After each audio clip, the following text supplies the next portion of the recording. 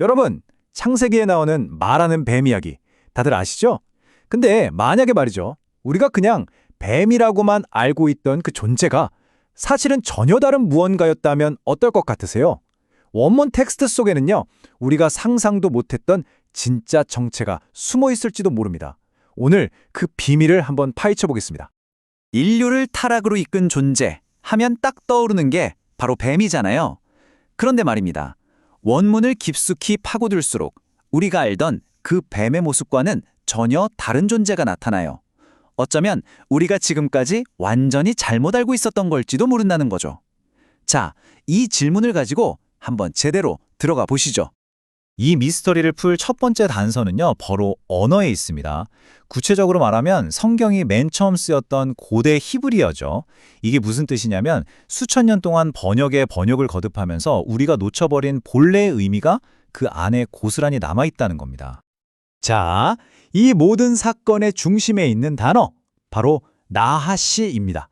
대부분의 성경 번역본에서는 이 단어를 그냥 뱀, 이렇게 한 단어로 옮겨놨어요. 하지만 사실 원문 속에서 이 단어가 가진 의미는 훨씬 더 복잡하고 뭐랄까 심오합니다. 자, 여기 한번 보세요. 나하쉬라는 이 한 단어가요. 무려 세 가지 의미를 동시에 품고 있어요. 첫째는 우리가 다 아는 가장 문자적인 뜻, 바로 뱀입니다. 그런데 둘째, 이게 동사로 쓰이면 속이다 또는 점을 치다라는 뜻이 돼요. 벌써 느낌이 오죠? 그리고 셋째, 형용사로는 빛나는 존재를 의미합니다. 자, 그럼 이 세 가지를 한번 합쳐볼까요? 빛나면서 속이는 뱀의 형상을 한 존재. 어때요? 창세기의 저자가 혹시 이런 존재를 묘사하려고 했던 건 아닐까요? 여기서 빛나는 존재라는 이 단서가 정말 중요합니다. 자, 이 실마리를 꽉 잡고 성경의 다른 부분으로 한번 넘어가 보죠. 과연 비슷한 존재의 흔적을 더 찾아낼 수 있을까요?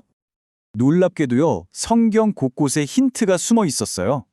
예를 들어 이사야서에 나오는 루시퍼, 그 이름부터가 빛을 가져오는 자라는 뜻이잖아요. 또 에스겔서에 나오는 천사들은 광낸 녹같이 반짝반짝 빛난다고 묘사되고요. 그리고 결정적으로 이사야가 환상 속에서 본 스랍이라는 존재가 있는데 이 이름 자체가 불타는 자들이라는 뜻입니다. 그리고 바로 여기서 모든 조각이 딱 맞춰지기 시작합니다.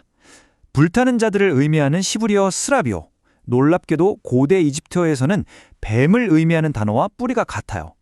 불타는 자이면서 동시에 뱀. 다시 말해 불타는 뱀인 거죠. 이제 이 연결고리가 선명하게 보이지 않으세요? 자, 이 표를 보면 한눈에 들어오죠.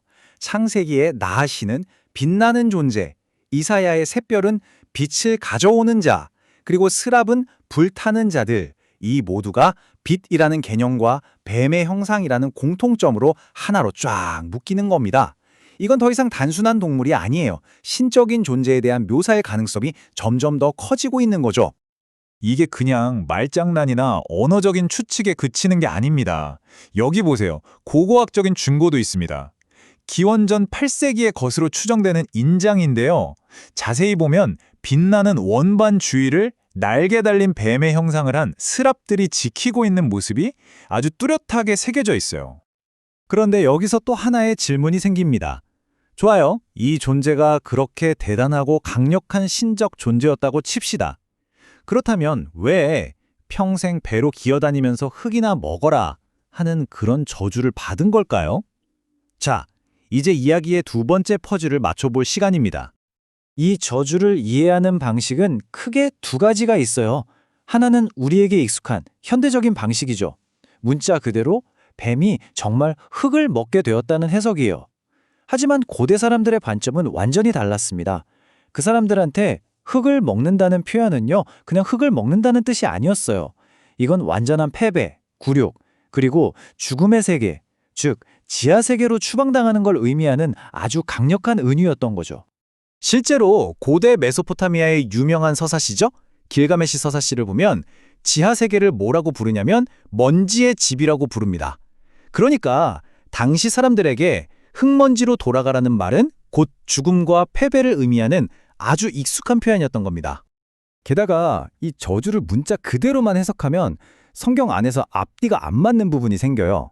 나중에 기독교에서는 이 나하시를 사탄과 같은 존재로 보게 되는데 욥기에서는 사탄이 하나님과 멀쩡히 서서 대화하고 신약에서는 광야에서 예수님을 시험하기까지 하거든요. 아니, 평생 배로 기어다니는 저주를 받았다면서요? 이게 어떻게 가능한 장면이겠어요? 그래서 오늘 이야기의 핵심 결론은 바로 이겁니다. 성장을 그냥 문자 그대로 읽는 것에서 한 걸음 더 나아가서 진지하게 읽어야 한다는 거죠.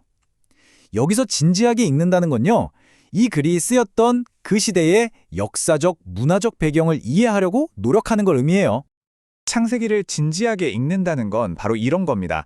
첫째, 이 이야기가 우리를 위해 쓰여진 건 맞지만 21세기에 우리에게 직접 쓰인 편지는 아니라는 걸 인정하는 것. 둘째, 고대의 독자들은 흙을 먹는 저주 같은 표현을 들었을 때 그 상징적인 의미, 즉 신적인 존재가 받는 최고의 굴욕이라는 걸 바로 알아차렸다는 것. 그리고 마지막으로 에덴 동산의 그 존재는 그냥 동물이 아니라 아주 지혜롭고 빛나는 신에게 반역한 존재였다는 걸 이해하는 거죠. 자, 그럼 마지막으로 한번 이런 생각을 해볼까요?